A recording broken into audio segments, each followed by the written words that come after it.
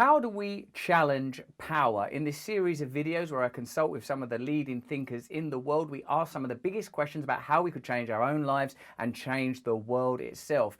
In these conversations from my podcast, Under the Skin with Luminary, link in the description if you would like to subscribe, I talk to some brilliant people. First up is Brené Brown, talking about the power of nation and the inability of our national myths to solve the problems we're confronted with now.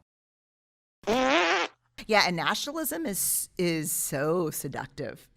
It's nostalgia is a real thing. Like, people look back, and they look back to the way it never was. Actually, we romanticize the past. With a relatively young country like the United States of America, it's amazing, isn't it, to think that there was a point where it would have just been like settlers from Germany, Ireland, England, France, wherever, Spain, Portugal, all coming over and displacing the people that lived there, and of course the people that were brought there against their will as well. And somehow from this concoction, the idea of the United States of America is born, and it requires on simplification.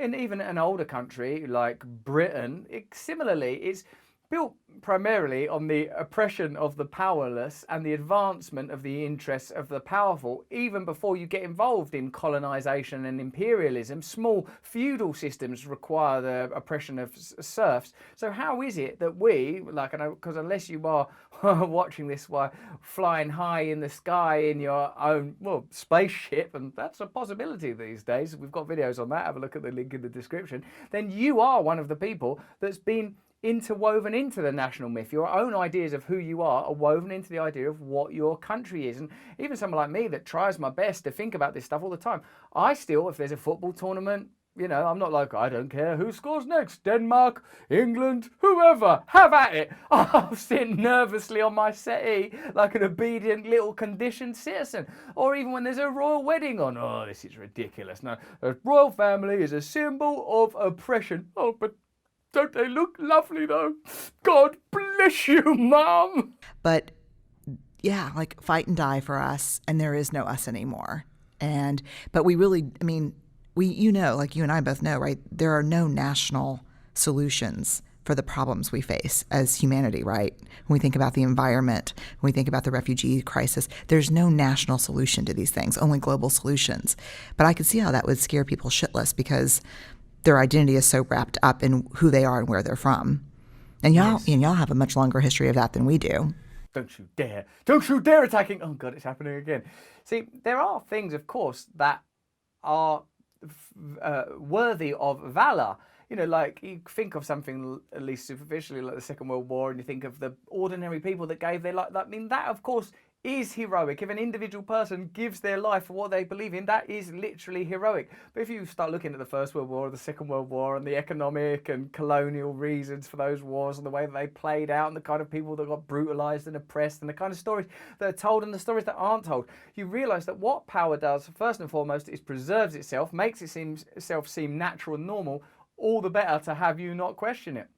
As soon as you start thinking, can't I just start my own country with these lot and call it whatever? No, you bloody well can't. If you watch the brilliant Map Men video on nations, there are like countries within, like Australia, for example, from the First Nation people there that go, hey, UN, can we just have our own country? They go, no, you fucking well can't have your own country. Well, we were here first. It literally is our country in the purest sense. No, sorry, we're not having it. So there is something to be questioned. And if like this troubles you to consider these ideas, no, I love America, I love England, I love Italy, Australia, whatever, then of course I couldn't be more sympathetic. I really, really understand. But the fact is that belief is used against you. It doesn't advance like some kind of liberalist, progressive kind of communist Marxist agenda. Even though internationalism is, I recognise, a key tenet of socialism, it's about freeing yourself. Free yourself from it. Don't free yourself from the idea of affinity, love of the mother, love of the father, love of the ancestors. These are ideas that are much, much bigger and older than patriotism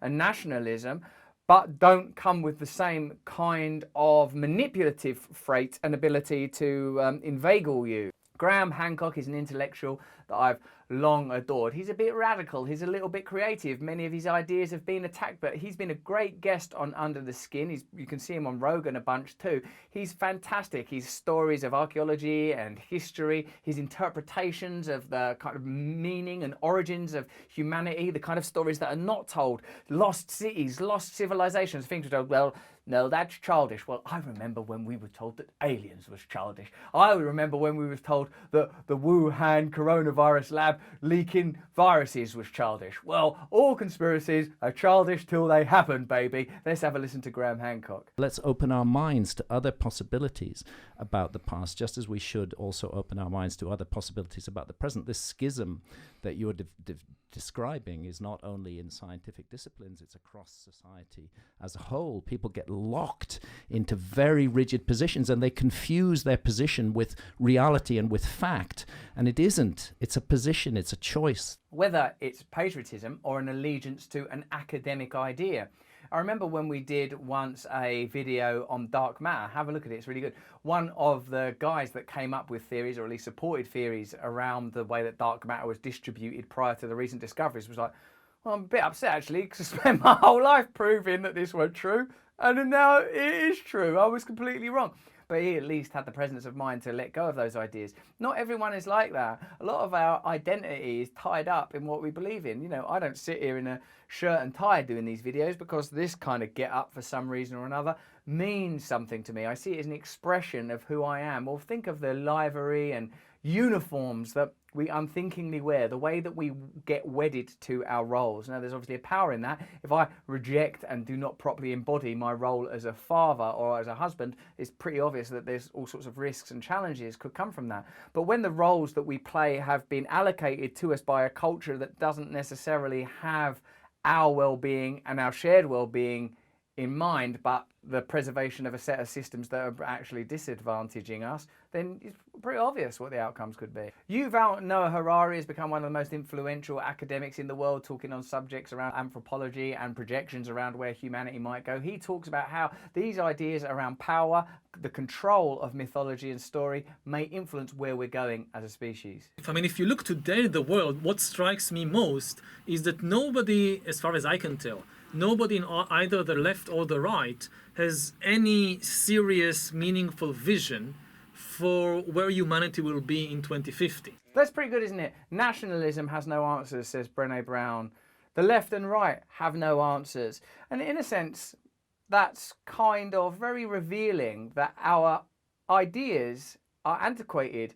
They are so last century. They can't embrace the future because they are primarily wedded to their own preservation. They can't go, well, all right, if we're going to have a future, you'd have to get rid of nationalism and our political parties because they're entrenched in insidious systems of the past. So they can't share those kind of ideas, can they? They are, by their nature, conservative. I don't mean conservative as it's understood in American or even British politics. I mean, they're interested in the preservation of their own power and narratives, even if those narratives come from what we traditionally might refer to as the left. Most of what you get is nostalgic fantasies about the past. That's cool, nostalgic fantasies. I like that phrase as well. And nostalgic fantasy is not something that's as insipid as it might first sound, because National Socialism, i.e. the Nazis, was a nostalgic fantasy for a mythic idea of folk power that, well, they can't ever literally exist. We need to use myths to mobilize us, to give us a vision. The reason that sport is so successful and popular, the reason that the Star Wars or Marvel franchises are so powerful, is because they've reached down into us,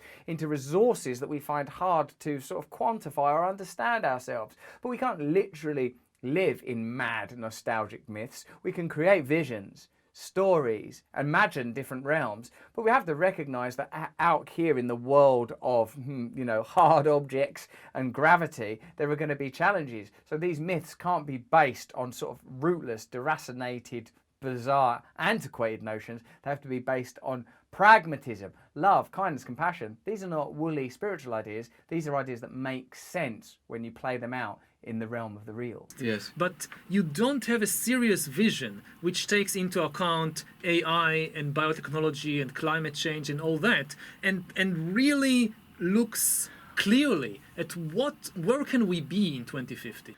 Yuval tells us that the future is by no means foreclosed, that there are in fact no great political ideas out there that give us a clear vision. Marianne Williamson, who stood for the candidacy of the Democrat Party a little while ago, says that precisely what's required is a small group of people with a vision to emerge. So if you think you're out there alone, isolated and alienated and voiceless, then you might be precisely the kind of person that's needed to cultivate this new future. I think we get too concerned with the majority. Just will stop for a moment to comment on the fact that I needlessly went like that in the middle of a conversation with Marianne Williamson, who I didn't really know yet at this point. With the majority. If she looked over and was like thinking, right, I'm just going to explain this guy my vision, and I was going, she might have thought, he's not taking this seriously.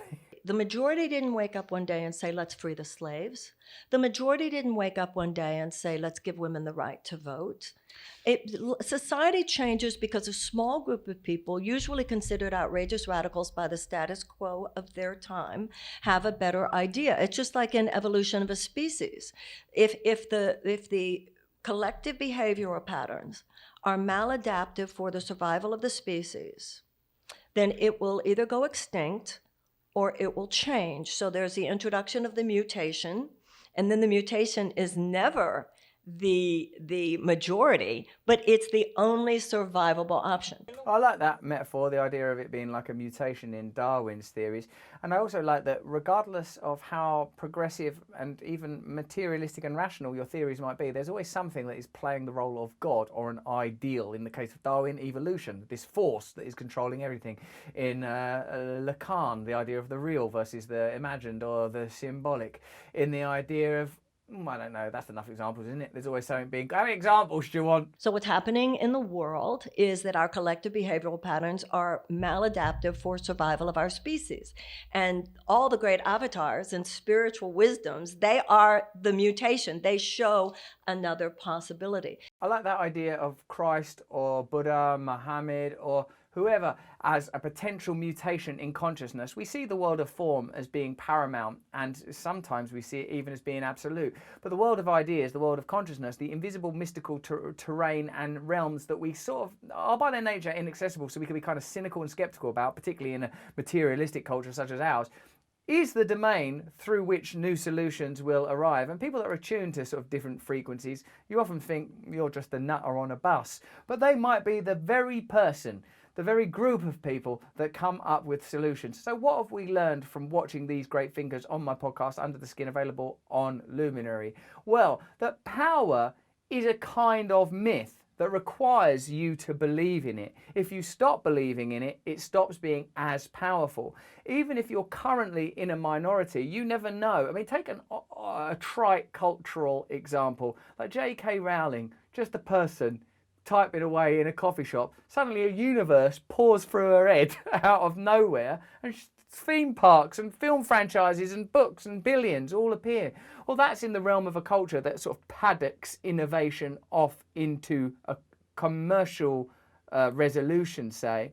But there are all kinds of things that are potentially arriving through us at any point. Anyone that believes in the genius of Einstein or the genius of the Beatles knows that channels and portals are continually open, and that power could always be challenged by new and novel ideas. Stay open, stay awake, and don't be disheartened by the apparent indefatigability of our current systems, because new ideas can emerge at any time. Mutations might emerge at any moment.